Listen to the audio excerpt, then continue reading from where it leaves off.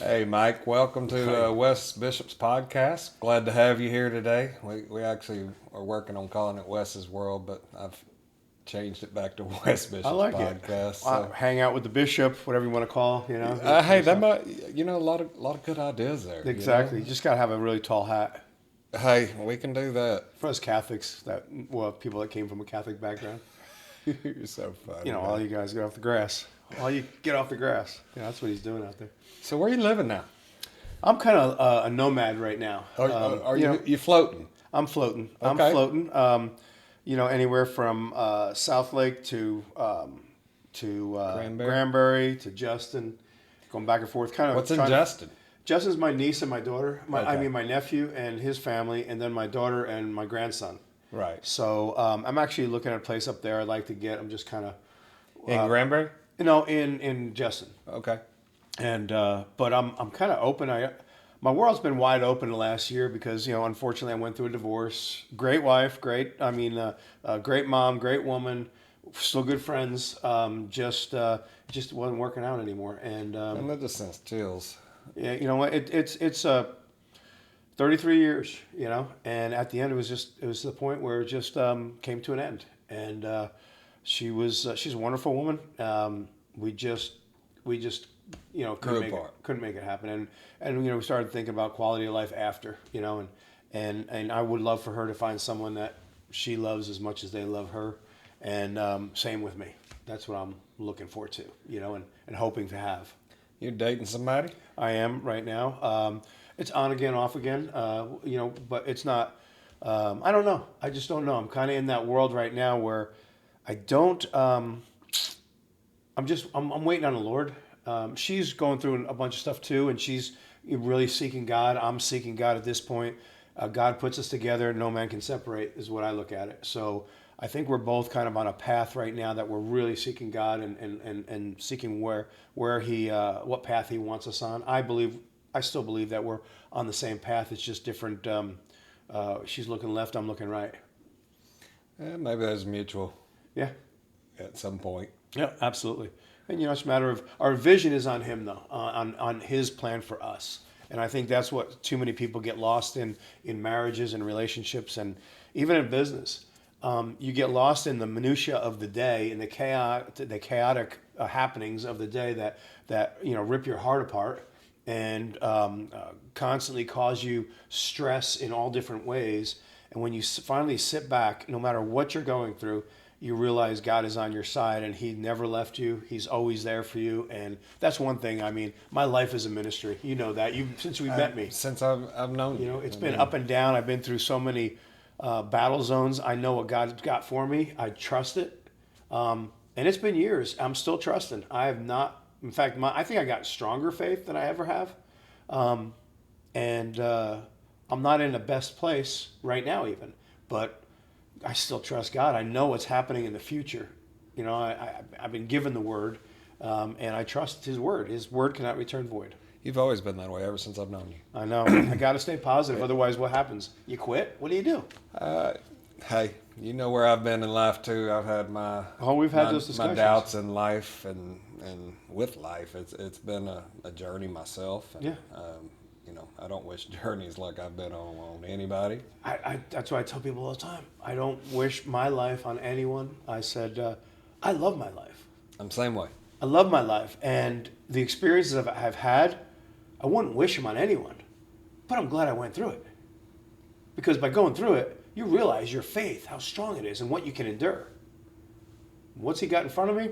I don't know. Who's He got me to talk to coming down the road in the future? I don't know. But I'll be freaking prepared. Hey, that's good. You still doing Cole's stuff?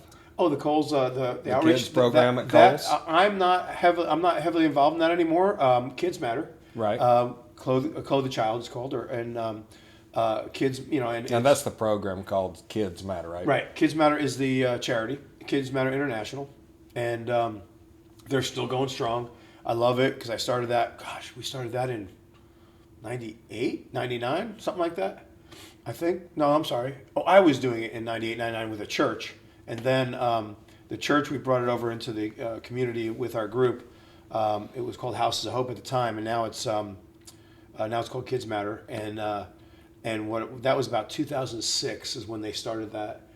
They kind of took it over for the church and really exploded it. And I think we're in Houston, we're in Austin, and we're Arlington and Southlake right now. Wow, incredible. Is where we've been going, and it's been going good. And they've been the people that run that are stalwarts. You know, when it comes to making sure they have the kids, the community involved, and the money to be able to take them to Kohl's. And Kohl's been great with us. Well, you know, last year, I believe it was when, maybe a year before last, when I came up and got all the bikes and took them down to that's Pastor Spokes McLeod, That's Spokes Bishop McLeod. Yep, yeah. You know, he calls me almost daily right now to needing bikes and all sorts of stuff. And I mean, I kind of got cross on some stuff. Now, not really sure what happened, but I'd sent him a text one day, and he told me not to ever call him again, and I didn't. Okay. So, hey, I'm good with that. Hey, Right. you know what? There's and I a lot of stepped people out away. there.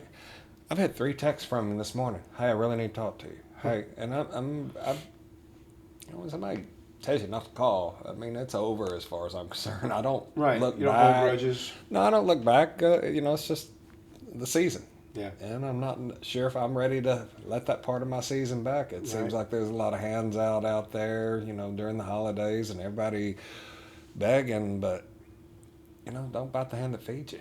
Right. No, If I you're agree upset 100%. with me, I mean, at least talk to me about it, but just don't tell me not to call again. You know, we don't Because know unless we know.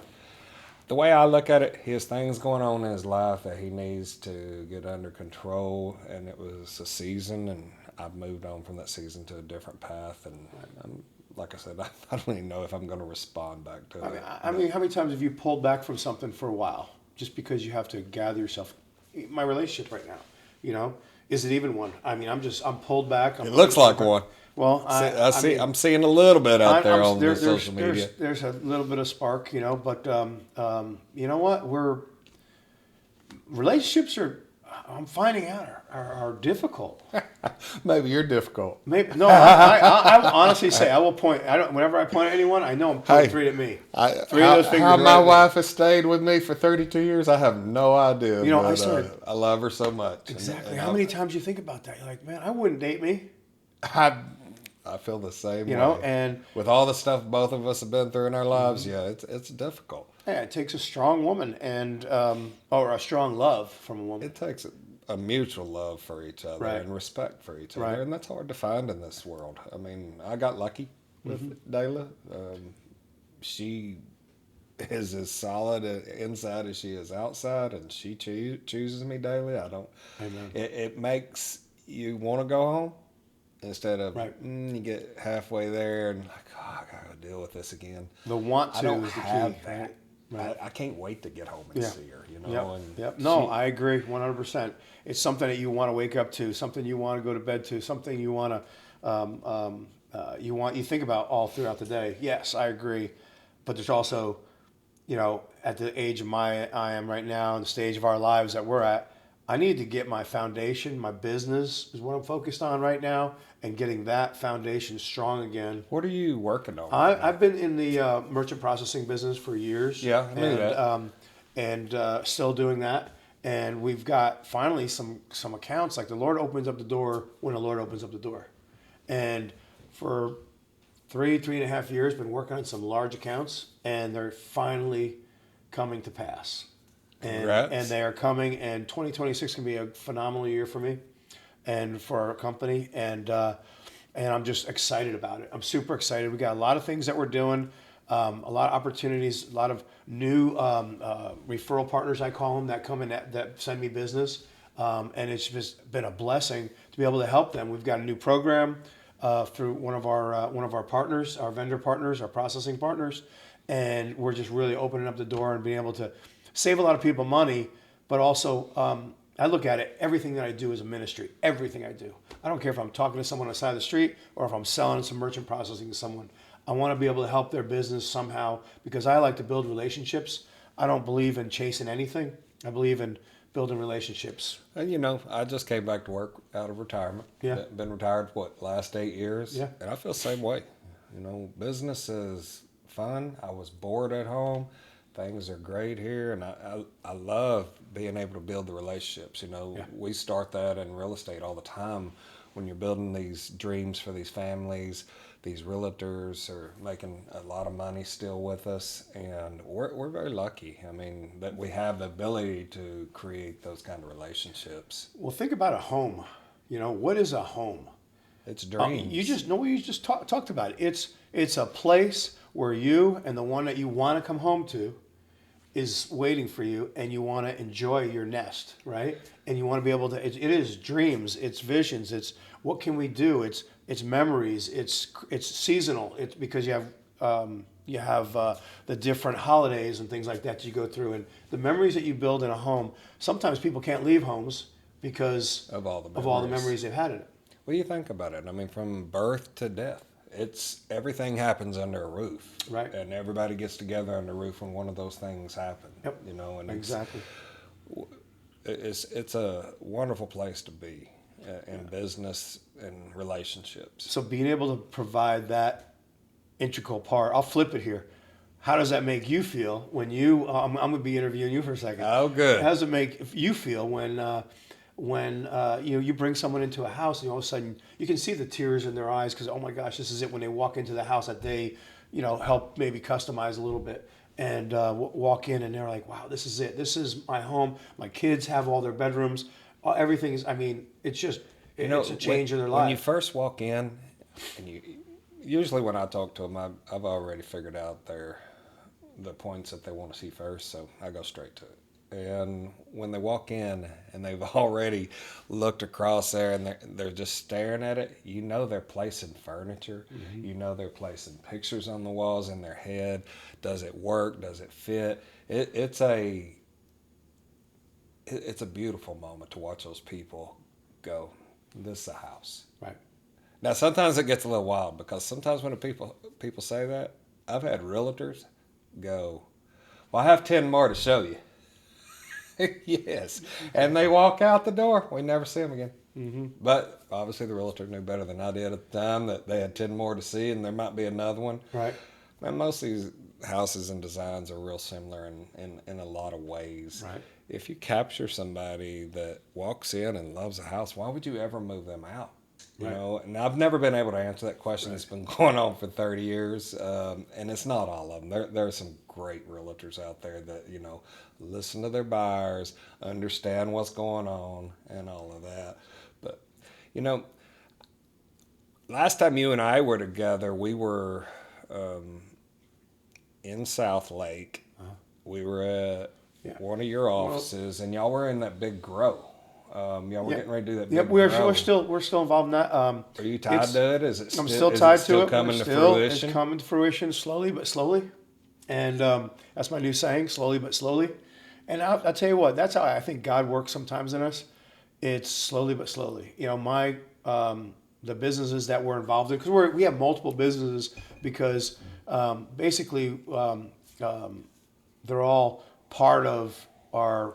What we're doing we're basically a sales group, and then in another we have a ministry, we have our merchant processing, we sell other products and services. We also have the greenhouse, which is U.S. Organic Farms.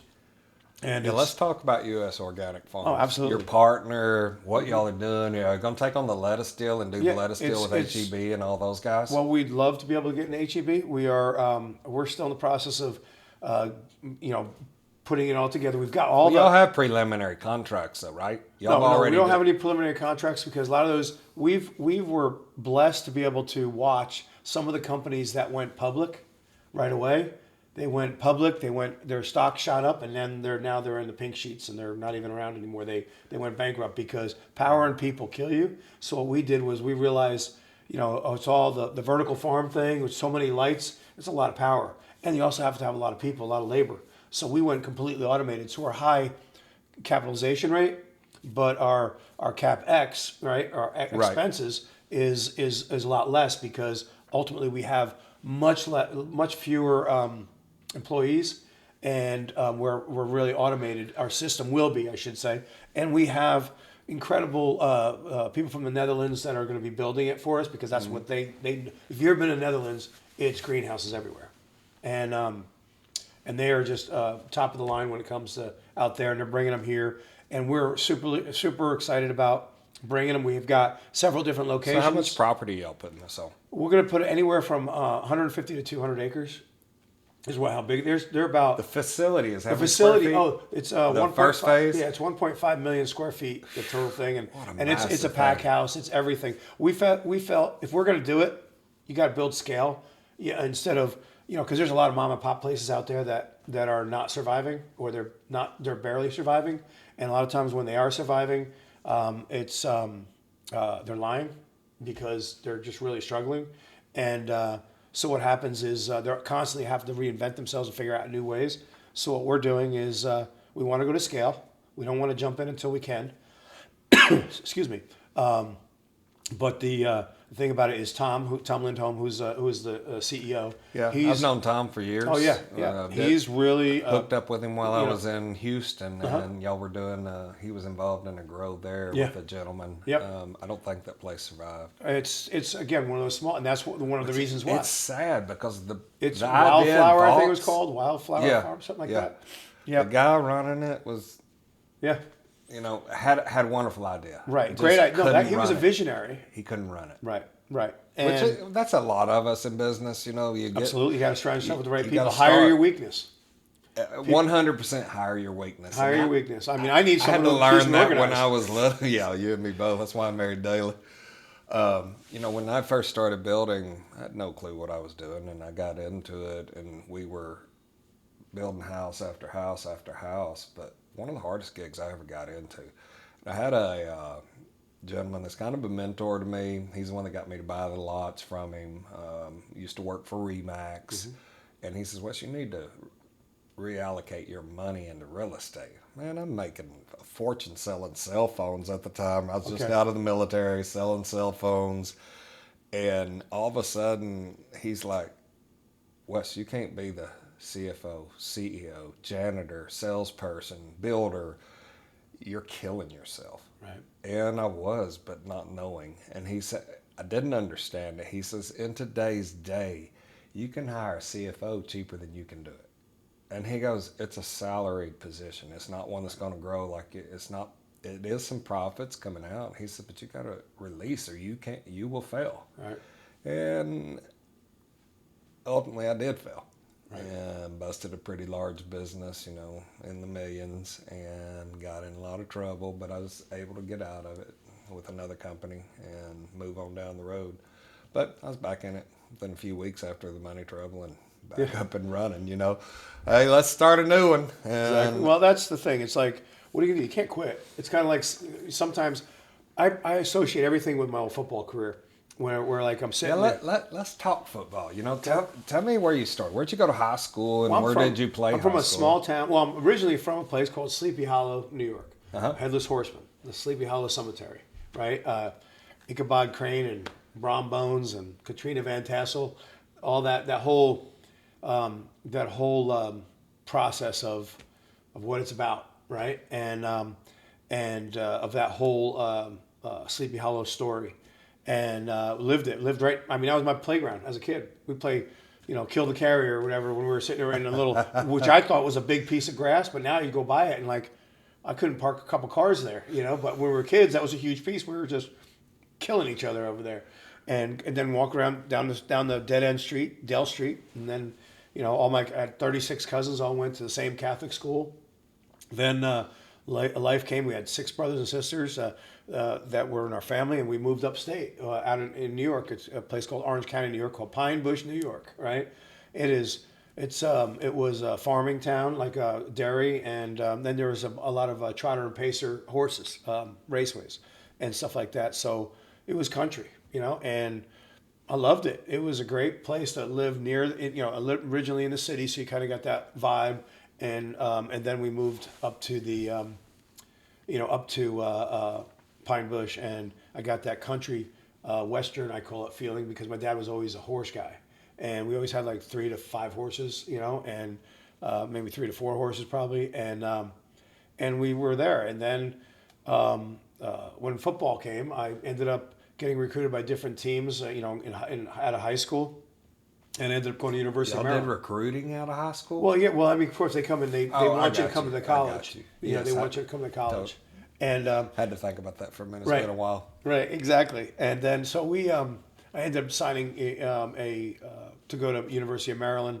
Went on a scholarship, thank God, because we couldn't afford it. I thought my football career was over. But then all of a sudden I went to Maryland and I'm there. And then at the end of my football career at Maryland, I'm like, I thought it was over. And then 11 years later of being an athletic mercenary, getting cut so many times you can't bleed anymore, I was just a journeyman from league to teams. So to everything. you've been from high school to Maryland College, Right. to AFL, CFL. I played in the NFL, the CFL, the XFL, the and WFL, the WLAF. Yeah. WLF. Yeah, the World League of American Football. That was part of that's actually part of the NFL. That was When like they did the mergers they with did, all well, of them. What they did was they used that as almost like a farm league for the NFL, and actually because the 2 years I was there gave me a year based on some of the things in the NFL when it comes to our benefits and stuff. But it was crazy, you know, playing all these different leagues. Talk about an athletic mercenary. You know, Chiefs, Oilers, Giants, Cowboys, NFL. You played for Chiefs and Cowboys? Yep. And then Well, I knew you were at the Cowboys. Yeah, well, and I mean, know some you of them- played the some of them AFL was, and the CFL. some I of didn't them- realize you were at the Chiefs. yeah, some of them were like a short drink of water. Question. Yeah. Oilers? Yeah. Houston Oilers. I love that real? emblem. Warren Moon was the quarterback. Oh my God, how funny! Yep. Warren Moon was the quarterback. In fact, here's a funny The story. owner was Oh gosh. Yeah. it started with a B. Bum Phillips. Bum and- Phillips and, at the time. And what was funny was I'm sitting there and we're in this, you know, I'm a young guy.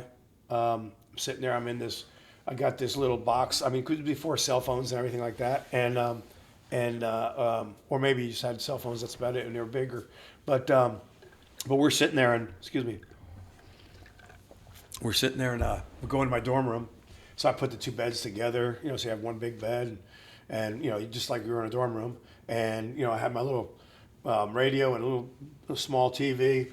And all of a sudden I hear all this noise because it was a suite. It's like, here's my bedroom, bathroom, another bedroom, right? So we just shared a bathroom. And I'm sitting there, I'm like, man, what the heck? Who's over there? And I hear all this noise. So finally, in the morning, I get up and the door's kind of cracked. So I open it up and I look over and I go, dang, it was like a king-size bed, big screen TV, all this stuff. I'm like, holy crap, who's in there? So I was like, whatever. So then I just go to bed and wake up in the morning and go jump in the shower. And there's Warren Moon shaving. He goes, what's up, Mike? I go, how you doing today, Warren? Jump in the shower. I was like, damn. How long take you to get a big TV and a king size bed? I ain't never got one of those, you know. I mean, shoot, I don't even think in my later career I had that. I'm in University of North Texas, and during the Thanksgiving break, I moved in a waterbed on the 7th Oh floor. boy. And then I got busted during the Christmas break for having it on the 7th floor, and then I got kicked out of University of North Texas because I had a waterbed. Because you had a My waterbed. dad was so mad. He got me back in school, and they did me a favor. He goes, you want to stay in college in? I can get you into college in. You can't go back to Kerr Hall. And I go, yeah, sure. Women's dorm, only 8 guys. Oh my gosh. Oh my God, it was like, I'm in heaven. Thank you, Jesus. I know. It's probably dangerous too. Though. I had no business being there. I will tell you no, that. I But agree. I agree. I know what they guys had bought in an their old 20s motel for the college inn. Uh-huh. Had a pool. My room was on the 2nd floor, right above the pool, right in the middle of the pool. I'm just sitting there going, so Rory, Thank you, Dad. Kai Mag. I'm like, oh, Dad, you did me a big favor. But he got me back in school. It still didn't work out too well for me. But Yeah. I don't know many people that go to that school that a lot of people don't graduate out of that school. Yeah. Well, my nephew got his PhD out of there, but he went Really? after he went to Jesuit up in somewhere Scranton. I wanna Ohio? say in New York, okay. Scranton, Pennsylvania. Yeah, and he went and got his undergrad there, and then he got his PhD at UNT. They got I guess they have a really good research and PhD. He's an organic chemist, so he's super smart. Wow. And he's also he from there. He got recruited from there to work in living sciences, I guess they call it, or analytical science. He's actually a patent attorney. So my brother and his ex were really super smart people, and he got him and his sister both. His sister is a vet. So your brother Tom. Older. Is that the daughter that's in real estate? No, that's my younger brother, That's David's your daughter. baby? Yep. Okay. Yep. And one of my younger brothers has she's in real estate. She's doing great. Oh my God, for her age, you see her pop up everywhere. I know. I'm telling you, she's an amazing person, though. She's a great personality. Reese, she's just a ball of fire when it comes to, and I love what I love when you talk to a woman and they're so passionate about what they want to do. They're so passionate about the things that they love. And I remember her telling me, they stay steady that way all the time. Where people like you and I, entrepreneurial psycho mind. Yep. I mean, opening new stuff all the time. Because I remember her first act. She was graduating high school from Capel. I went to it. I'm sitting in the stands, and she comes up to me after she just graduated. She comes up to me. She goes, "Uncle Mike, I just want to let you know." I go, "What's that?" She goes, "I'm not going to college." I go, "That's okay." I said, "What's your plan?" I just want to know your plan. Just have a plan. She goes, "Well, I'm not going to go to school, but I'm going to get my real estate license, and I'm going to go to Champions and get my license." I'm like, "So you're going to go to school?" I mean, she's right out of high school at that she time. was right. Yeah, and I said, "So you're going to go to school?" She goes, "No, I'm not. I'm just going to get my license. I'm going to go to." I said, "So you can go to a school to get your license, and then you're going to." She goes, "Yeah, my goal is to sell and lease at least a couple of houses before I graduate, or before I turn 19. That's what it was." I go, "Great." And next thing you know, she's what? She's shortly after. I think she's 21 now. Yeah, 22. Already bought a house. Already has a house, nice car. She's doing great, loving it, and she's doing great. She's one of those people that are really good at the social media, and she knows how to tie it into her profession. Just like the girl I'm seeing. Is she in real estate also? She's not in real estate. She's in the she's a what do they call it? A radio personality. A host. For 92.1. So she's famous. She definitely is. I think she's famous. Well, both of y'all are famous. I mean, both of y'all have been in the limelight for lots of years. No, but what I like about her is she went through she unfortunately she lost a son a couple of years ago, or a year and a half ago or so, which was devastating to me as well, but to her incredibly. And I loved him. He was a great guy. He is a great guy.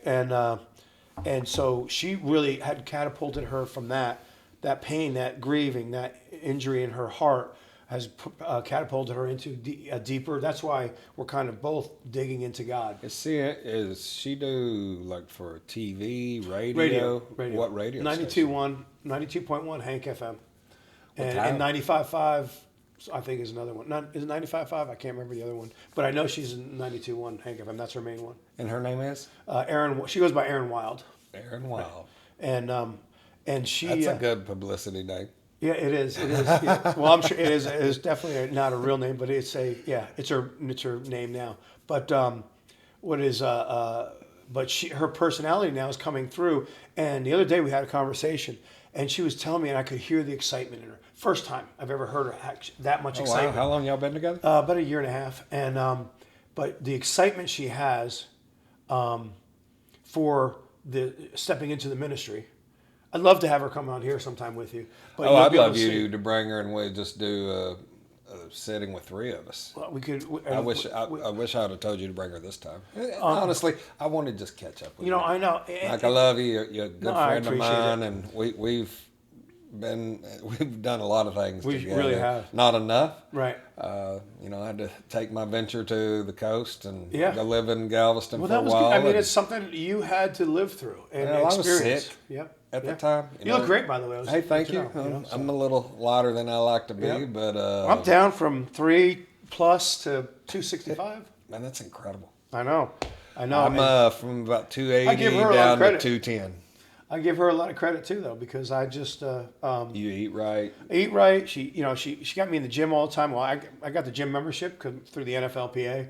There's a YMCA down in Granbury, and so every morning, boom, we're at the gym, boom, boom, boom. Whenever I'm down there, and let me finish the excitement. It's a YMCA, but it's actually a pretty good gym. Wow, it's a really good gym. Would have never thought about that in Granbury. But the thing is that the other day she was talking. I have to talk about this because I was so excited for her.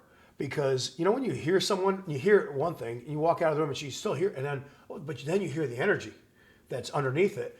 And I told her, I said, I felt like your spirit was coming out in your words when you were speaking to me, because you were so excited about reaching people who are going through the same trauma she's going through with the grieving with her losing a son and things like that. And she's got such a heart for that right now that she wants to dig into that ministry. So I'm just praying God puts everything together that allows her to just dive into it. It's a huge ministry. It is. It really is. My wife's really is.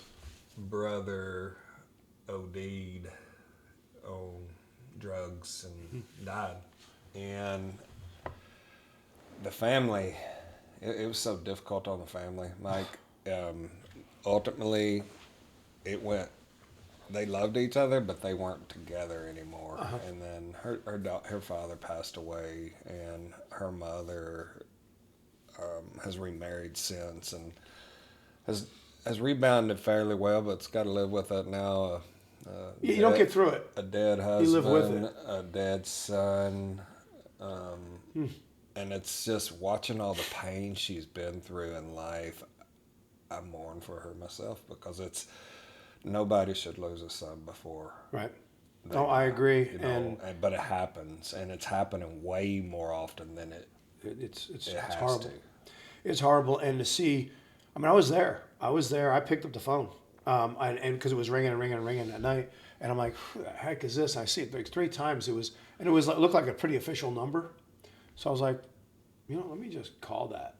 So I called that number, and all of a sudden, you hear, it wasn't the police department. It was, you've reached the Tarrant County Coroner's Office, and I was like, oh no, whoa. Who? I just dropped. Oh, I bet. I just dropped. Because you don't know at that point who it is. No, I know exactly who it is, but everyone else's we already knew where at, right? It was her phone, and that's who they were calling her. Oh, I got it. And all of a sudden I look at her, and I have to tell her. You broke it to her? No, I said check. I had to tell her to check her messages now. Check your message. I gave her a phone. I said, check your messages now. So she checks them, and I knew exactly. I mean, the coroner's calling. So this has been in the last 18 months ago? Yeah. October 19th, 2024. That's right in the middle. We were just getting there. So this is something that's really. I can tell you the separation between the two of you. Uh-huh. And while maybe it hadn't come closest, she hadn't found peace over here with this yet. And she's working on that, and I'm working on my stuff. I got a lot of stuff I got to work on too. You got some baggage. I got some. This last set of baggage you got dealt was pretty tough with your wife and the divorce. Yeah, that's never an easy thing. No, it's not. But you're thriving. You see it in your eyes. I'm thriving. I feel excited about everything. I'm probably in a really bad place right now, where I should be, but it's a humbling time where God put me through, and I'm actually excited coming out of it, because I see what's happening, and I'm excited about where I'm at. But it's like I also got to see what people were like when I had nothing.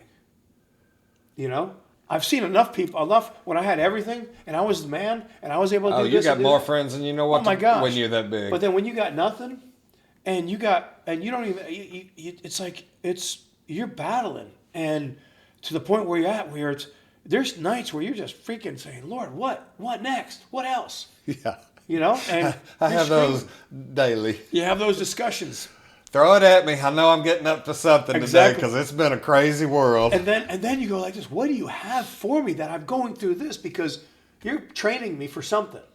So where am I going? And the other stories that I've been through, and it's like crazy that God has blessed me with such experiences that now when I see things, some things don't bother me, because I'm like, God will get you. Way. God will get you. And I don't know if they don't bother me, or if I become, because sometimes I say, am I cold to things anymore? Or am I just saying, and like there's times where, we got this, we don't have this, what can we do? I don't have this, we're going to be this, we're going to be this. This is going to happen, this is going to happen. I'm like, trust God.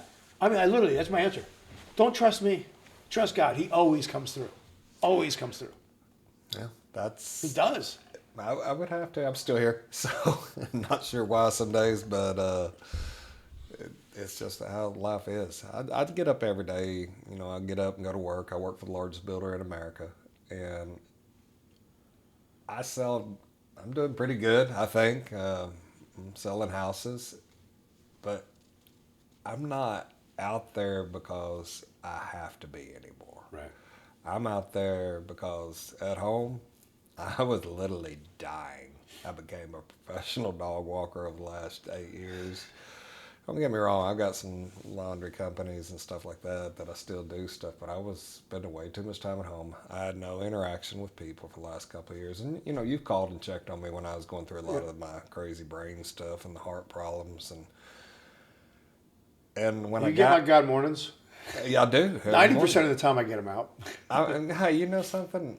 The ones when you do, it's when you're on, and when you're off, it's just the season you're in that time. And we all understand. All of us that are on some of your list understand that with you. How many people do you minister to like that? Because you send out a ton of. At one time, you're in I a know group, you right? had. You're in a group. Yeah, I'm in a group of about probably 15, 20. Yeah, and I was counting how many texts I send out. That counts all the groups too.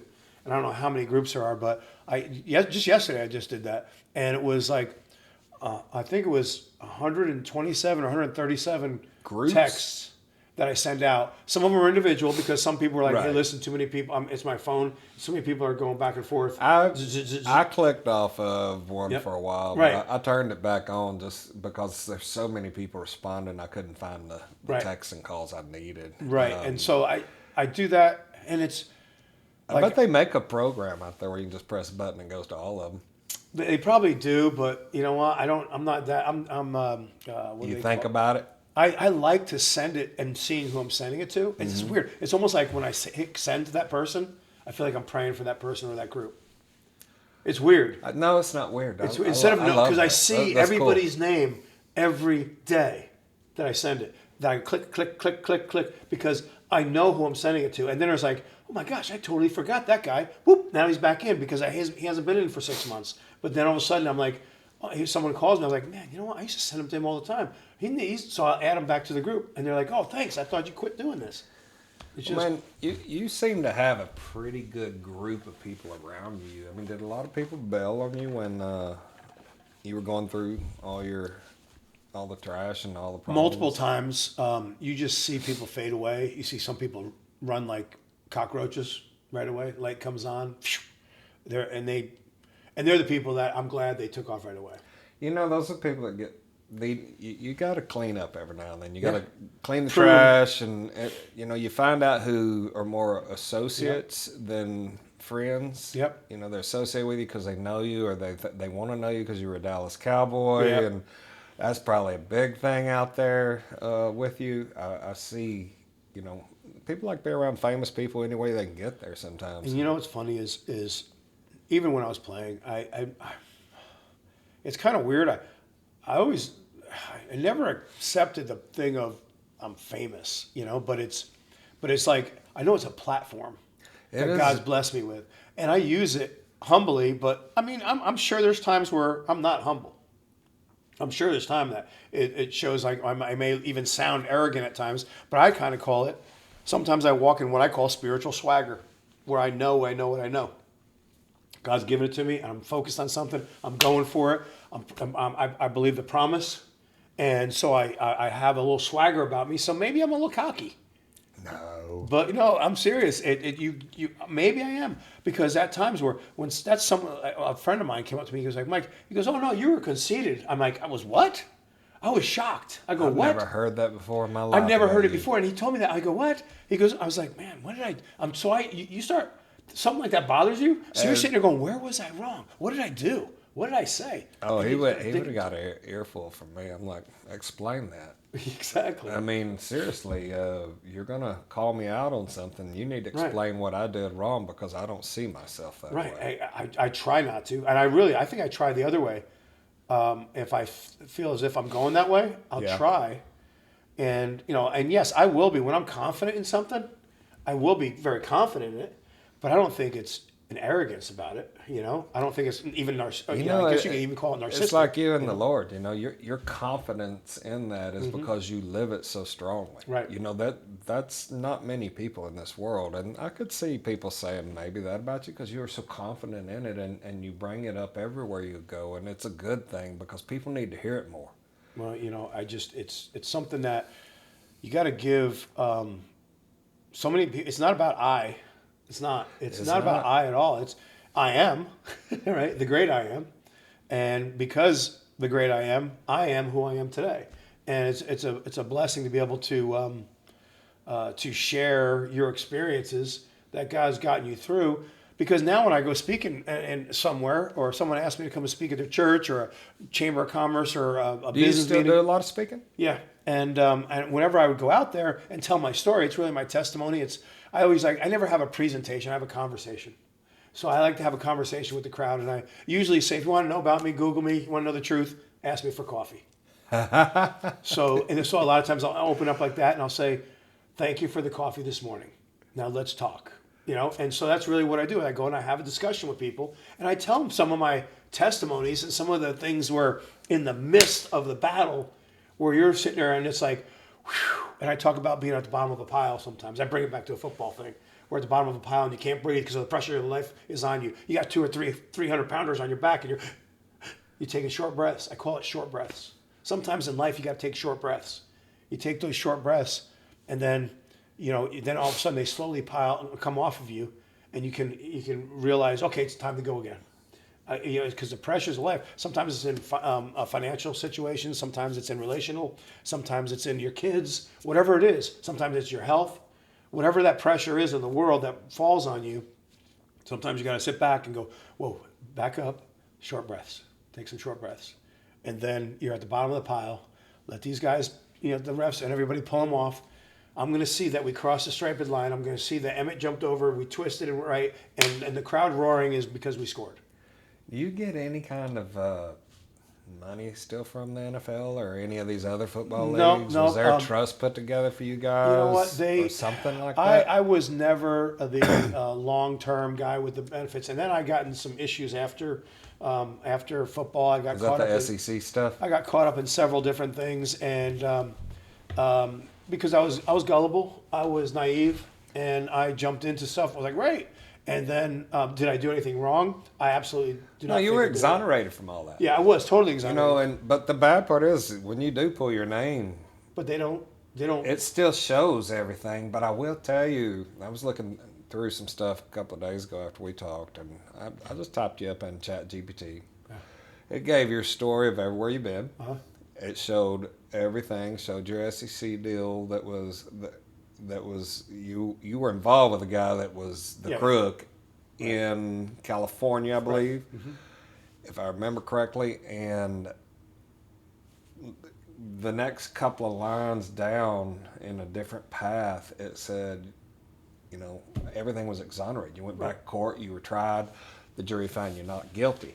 It should wipe. Our system should be able to wipe. You think so? Yeah, because you got to carry that stuff because you got involved with somebody that you really didn't know, Right. and he was carrying the torch all the way to the Well, end. I was and stealing from people. Right. He was running a You Ponzi. weren't. You weren't getting the money for it. No, he was running a Ponzi scheme, and no, I wasn't. In fact, if you want, we can go back there. But if If you want to, dude. I always tell people this: if I was a criminal or a crook like that, they were trying to say I was, and why would I have all of my income that I was supposedly making.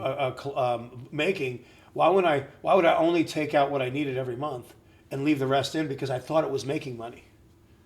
So I left millions of dollars in the account because I thought it was making more money, and instead of pulling it all out every month. In turn, he was just paying other people's money to everybody else at the top, just skimming and off. He went to jail for 10 years. Wow. I hear he's How long were you fighting this?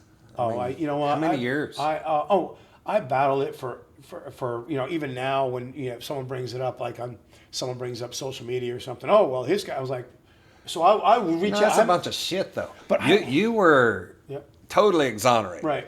A jury found you not guilty. Right. And that's not fair that you have to fight the rest of the but crap and all the people coming at you. It's the social media of the world, and what I'd love to do is, I actually don't attack the people. What I do is this: I feel sorry for them because they're looking for some type of, I guess, pat on the back to say, "Look what I found." And then what I do is I reach out to them directly, direct message them and say, listen, I hear you're talking about some of the things that I've been through. I said, thank you for that. I said, this gives me an opportunity to minister to you about what I went through and how I got through it and what really happened. I said, you know what, everybody, I always tell everyone, you can Google me if you want to know about me, but if you want to really know me, ask me for coffee. Let's have some coffee. So I ask them out. 90% of the time, no one ever calls me back. And they shut up. And you know something, and I've heard the story. But I love when people do. I've heard the story for years. I just wanted to see more about your school and where your college was and NFL, and it just popped. It just kept going and driving it. And I read through some of it, and I heard most of it. And I'm just like, man, it kind of ticked me off that was even still there this many years later. They've got to find a way to let stuff go. Right. And we've got to find a way to let stuff go also. I think that's the key right there is releasing those things that really bother you. And it can help with your mental health incredibly by not letting those things bother you. Those things used to literally roar up inside of me when I'd see it, and I get that heat like I was going through PTSD. That anxiety. I guess that's what the PTSD thing is. You mean a car rolled by my house? I'm like, who's that? I was laughing. Because my buddies in the locker room, I'd be telling them that. I was telling my friends, Solomon Page and a couple of the other guys, and I was telling them about it. Were you involved in that wild football? No. But this is afterwards. But I was sitting there talking to him afterwards, one of the events that we had together, and I was like, man, I tell you what, that stuff happens. Someone rolls by my house real slow. He goes, that's right, you black now. I'm like, oh, come on, man. Don't be I was like, I wasn't going there, but he had to go there. He just started laughing. He goes, you see what it feels like? I'm like, oh, come on. But, I love my buddies, but it's just sometimes they like to throw me into it. But I give it right back to them. So it's a good that's thing. what life's about. Enjoy each other when you got each other around. Right. We're always trying to find good people like yourself. Right. But you have to release those things, or you can be bottled up inside of you for so long. All those things, I think about all the different things that happened to me through the years. And I truly believe my football career of being cut so many times made me who I was able to get through certain things. And then when I got through those things, some larger things that happened that I was able to get through. And then even where I'm at now, I'm not happy with everything, with the way everything's going. I want things to be done now. But I'm like, all right, Lord, I got patience. I trust you. I trust you in everything I do. I have. So sometimes I don't even know what to pray for. I'll pray in the Spirit. And sometimes when I'm praying in the Spirit, I think I'm redundant. So I'm like, Lord, okay, I'll just stick to this. I love you. I trust you. I believe you. I love you. I trust you. I believe you. Over and over again until I fall asleep. That's my counting sheep. Wow. That's my counting sheep. And there's times where I woke up during some of the trials and stuff like that, that I literally was literally going in and just to the point where I was almost done. I was almost done, and I was just wet, cold sweats, and I'm done. Could you have done it? No. Have I thought about it? When you're going through that stuff, would I be better off gone? Yes. For everyone else, yes. But then when it came down to it, I have too much trust and love for the Lord that I believe He has a plan for me. Well, He's put you on a huge platform. I mean, you just think about all the guys that you minister to every single day with your texts and your social media. Your love for God's incredible. I thank you. That's the biggest compliment you can ever give me. Man, no, you don't understand. When I was in a situation, and I've had my share, the situation was so bad, and you called out of the blue one day to check on me, and I got your text every morning. I'd read them, and I was disgusted some days, not because I got them, because I just couldn't read. I was so dark and gone. I was in Houston by myself. Dayla was already up here doing some work, and it got pretty crazy there for a while. Hang on one second.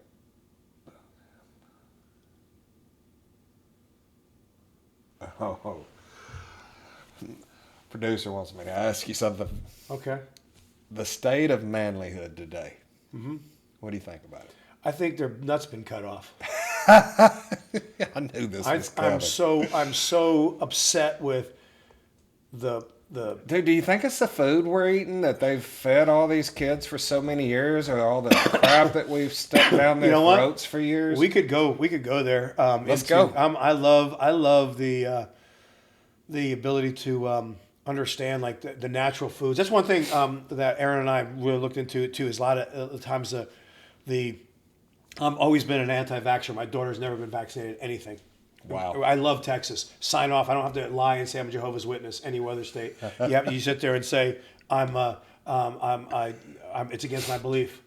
We're heavily involved with a girl named Micah, and she's part of Texans for Medical Freedom, and I love what she does. It comes with because autism. You know, I grew up in football. I said when I was professional.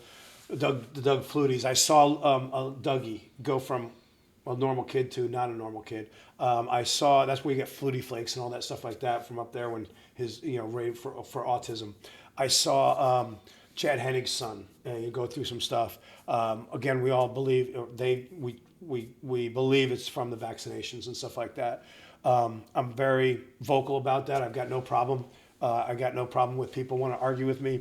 It's the science. Well, let's look at the science, because what I'm finding out now is they hid a lot of stuff from us, and they lied to us. We've been lied to so many. And most of our lives. Never mind COVID. I mean, I wouldn't do COVID. I mean, they made me. Yep. I had the heart attack, and I was having issues, and every time I went to the hospital, they're like, "You're going to have a bypass," and then the doctor goes, "I can't have surgery on you until then, and until you get a shot." I got the shot, and within 3 weeks, I'm in the hospital having a freaking bypass surgery, and it was not good. The bypass collapsed. My other side opened back up. They put another stent or two in there, and it just kept going on and on. But, you sit back. I think about the food now. I mean, probably have eaten wrong for most of my life from what I'm seeing today.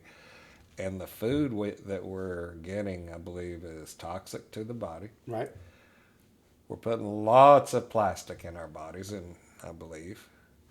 And the masculinity of a normal teenage boy to about a 35, 40-year-old is not what we grew up with, and that's why I get these farm boys. That's why girls look for these farm boys. Hey, because they're still men. Yeah. They're not this... they eat meat. They don't eat tofu. Right. And, it's just... I don't think I've ever stuck a piece of tofu in my mouth. I did try the fake meat for a while, just to... So high in sodium. I was going through so much with my heart and everything. I was trying for anything. I was going to go vegan. I'm like, hell with that. I'm going back to the meat, and I'm probably more into the meat. But where we've got with kids today, and they're so offended anytime you bark at them because they're doing something wrong, and they end up ruling. You're triggering families. I'm trying. I'm just saying is you hear that all the time. It's like you're triggering them. I'm like triggering. I'm like, you know what? I didn't slap the hell out of them. Exactly. Right. But it's just what happened to the spare the rod, spoil the child. So that's the masculinity. Go back to that question. I think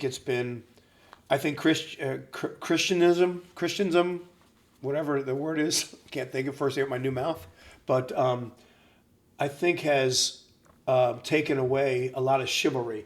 Actually, that was this morning. So you think the effects? I think effects of being of God, love. No, there's a point of it where chivalry is okay. I'm going to sit here and I'm going to protect what's mine. I have four G's, I call it. Don't mess with my 4 G's and I'm good. Don't mess with my girls because my girls are girls. They're not guys that want to be girls. They're girls. Okay, so don't mess with my girls. And that G right there, when it comes to girls, encapsulates all the things of we can get into abortion and all this other stuff like that. I always tell people this. I go, I believe in free choice. And they're like, what? I go, absolutely free choice, 100%. I said, but abortion is murder, so that should be illegal. So it's your choice to murder your child. We can get, and you might get some hits on this one. People pissed off. I don't give a crap. I'm same way. I don't give a crap. But it's like, that's my G, the girls. Don't mess with my gold, which is the money. Don't high taxation and all that stuff like that. Don't, let me have some freedoms, right? Don't mess with my God. That should be number one, actually, but don't mess with my God. And then don't mess with my guns. That's my 4 Gs. Because I want to be able to protect my family and my Gs. I'm probably the same way. Yep, that's my 4 Gs that I live by, and I want it. And that's where I think the masculinity, so many people, chivalry, opening a door for a woman when you get into the car, opening a door when you come out, walk and you see someone walking in, hold it for them.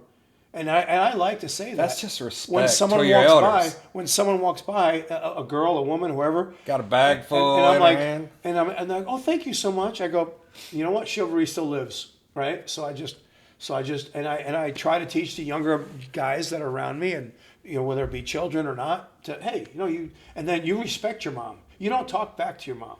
You don't talk back to your elders. Too many kids today have lost respect because parents want to be friends. You're right. Parents aren't friends, and they're going to school and learning stuff, and they don't even respect the teachers there. And guess who's with them most of the time? Right. The teachers. Yep. So there's so much crossing a path there That's why homeschooling is not a bad thing. Honestly, today, if I were doing it, Yeah. either Dayla or I would stay home, or we would hire somebody and get with a group of people, 4, Yep. 5, 6 people, Yep. and pay her $70,000-$80,000 a year to teach our children. Well, that's a lot of times we looked into things as we were raising Michaela up. Looked into possibly something like that, but then Now Michaela's married now. she's right? married, 25. She's got my grandson, Cannon. Oh, as a matter of fact, I saw that on Facebook Yeah, a couple yeah. days ago. And he's wonderful. How old? She's 8, 9. I think he'll be 9 months on the 13th. So that's funny. My daughter-in-law and son just had a baby about, I think he's 15 months old. Okay. And I'm like you. Yeah. I didn't like it a whole lot as a baby, and I know it sounds bad. I'm big like you, and I don't know how to handle a Little newborn. yes. Once they're old enough to run around and stuff like that. I like them at about. I'm good 2.5, at 3, 14 4. months old to about 4, and then that's the best time to teach a child. Yeah. That's the best time to be around a child. Watch all Yeah. the monumental, but getting back on the masculinity. How does he stay masculine?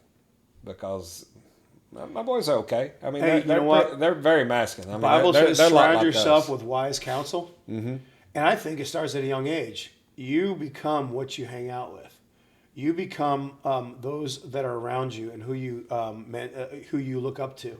And back when I was young, we used to watch the John Wayne shows. We used to watch the True Grit and the Army shows and stuff like that. And we used to watch those superhero shows and stuff like that. Now, I mean, what are they watching? Hello Kitty, or the wives from some wives from some county. girly shows. Right. And we don't teach masculinity anymore, and I really believe we've taken it out of their diet. I mean, Tim the Tool Man. I mean, think about those things. Right? Whatever. But I just want, like my grandson. Aaron has a young child too, a young son, and I enjoy teaching them man stuff, fix stuff. Let's go fix this. That tore up. How are we going to get that fixed? Well, you're not going to stare at it. Let's figure it out. So we were headed when the boys were real young. I'd say just starting high school and probably 7th grade, and we're headed to Fort Worth for something. And I was on Craigslist or something and found this Corvette in a storage building. Just it was like I think $500. I get over. This car is in great shape, but it's in boxes, literally. We loaded it up on a trailer, finished what we were doing in Fort Worth, and took it home. Got the boys to start working on it, and then because of my back issues, I can't work on stuff like I used to, so I brought a mechanic in, and he showed them how to turn wrenches. I said, That's do awesome. not touch a wrench. Show them what they need to know and let them work. They tore the inside out. That's They awesome. put the inside back together. They worked on the engine. Heck, That's awesome. That's actually great. I'm in Florida, and Zach calls me and says, Dad, the rear tranny's out.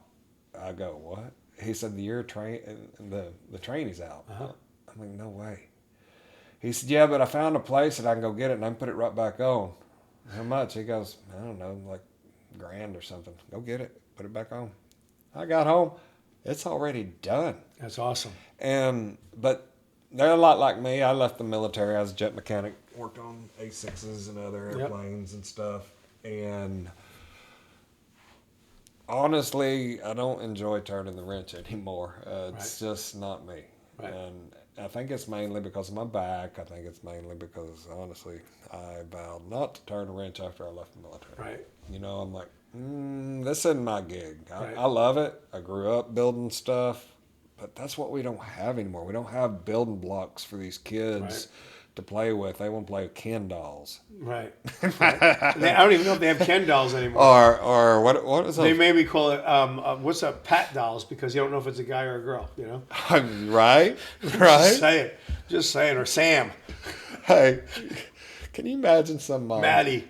Can you imagine some mom go, and you're sitting there around with her, and she goes, "You look more like a daughter. I'm gonna start calling you Betty instead of Bobby." Right. No. Where does that come from? Or how about these ones that where they call them? I think they're called furries, where they bring like, I don't know. They get dressed up in furry things. They think they're little animals. I'm like, That right that's there. the parents. That's the parents right there. You know, no, parents are idiots. Yes. You see a kid like that, But that's it how- ain't the kid. It's the parents. But it's almost institutionalized. Yep. Because that child's going to fight a problem the rest of his life being something he wasn't born as. Right. And in my opinion, that's got to stop in this country. It's got to stop across this nation. Make but I America- think it's been make- around for make years. America They just can't manly brought it all again. public. Yeah, Make America manly again. that ought to be a slogan. We ought to look We may at have to that. put those hats. We may have to. You know, anytime you have a guest on here, it's a guy, you got to do that. Make America. Actually, some women probably would want that too. There's probably so sick and tired of real women want real men.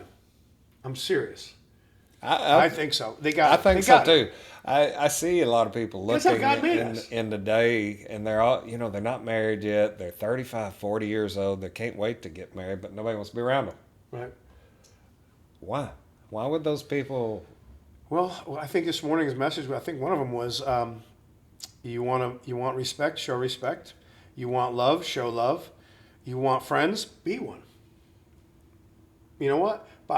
Somewhere in the Bible, I don't know exactly the scripture, but it says, if you want friends, show yourself friendly. So do that.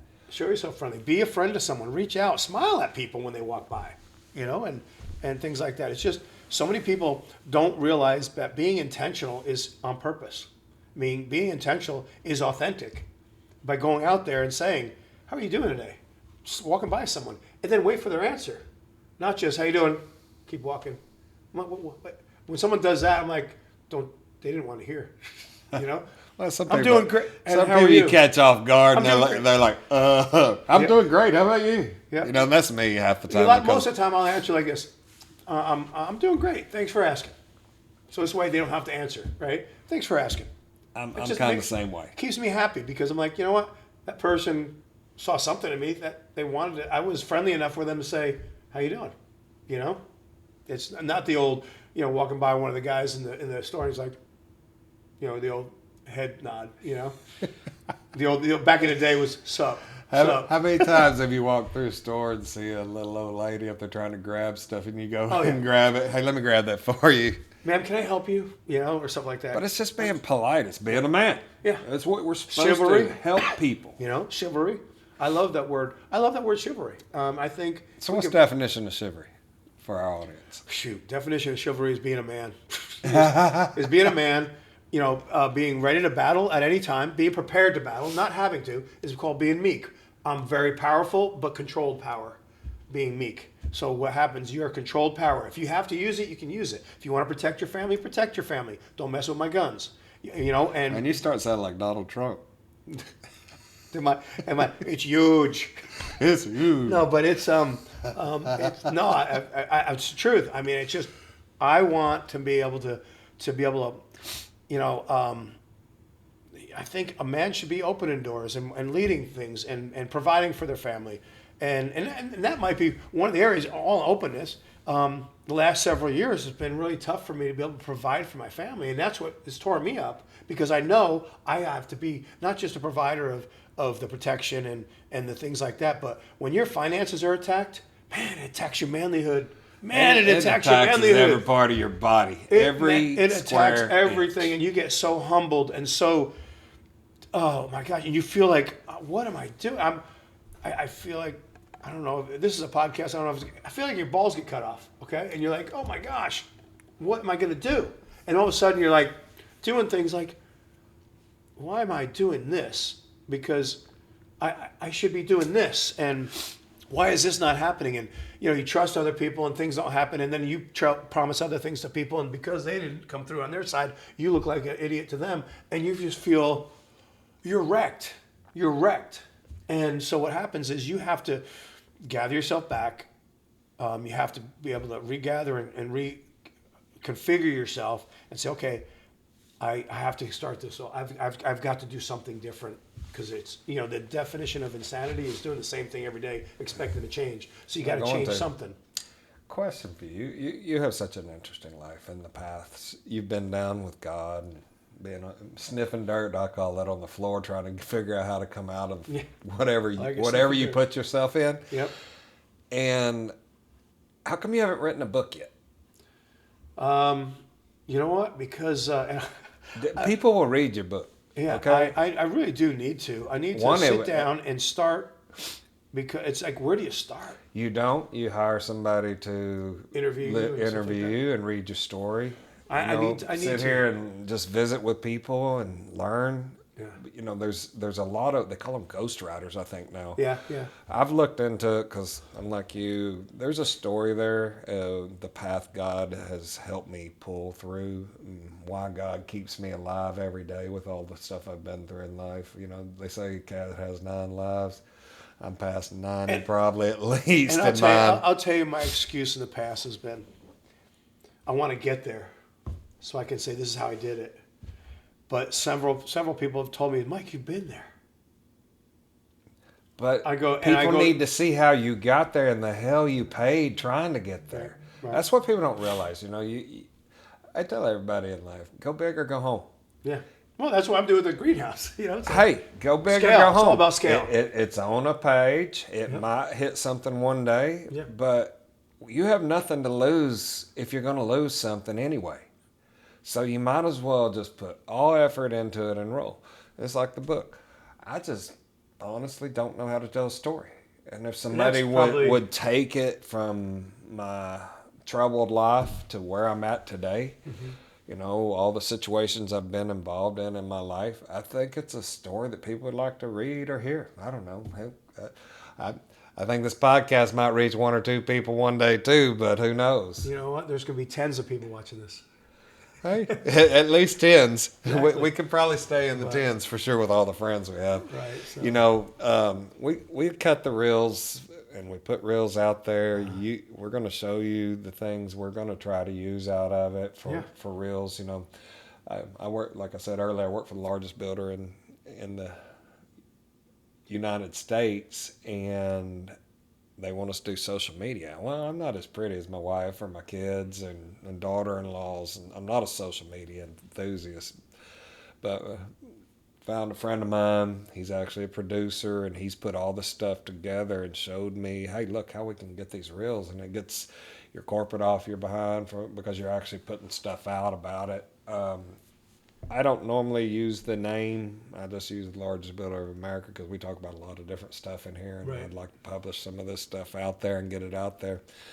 But I want to thank you today for getting out here with me. No, I appreciate it. I want to tell you how much I love you, Mike. You're one of my closest friends. You're one of those allies that don't go away. I know I can always count on. You know, we don't always.